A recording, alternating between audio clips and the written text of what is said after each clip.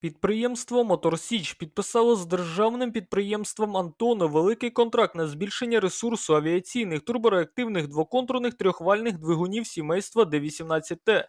Згідно з даними, оприлюдненими на майданчику «Прозора», вартість послуг приватної компанії оцінюється у 920 мільйонів гривень. За цю суму «Мотор Січ» проведе збільшення ресурсів авіаційним двигунам Д-18Т, Д-18Т серії 1, Д-18Т серії 3.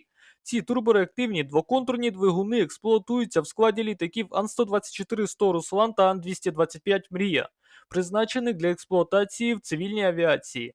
Ймовірно, державне підприємство «Антонов», авіакомпанія якого наразі завалена замовленнями на перевезення негабаритних та великих вантажів, таким чином планує збільшити ресурс авіаційних двигунів для своїх вантажних літаків надвеликого класу задля максимальної зваженої їх експлуатації.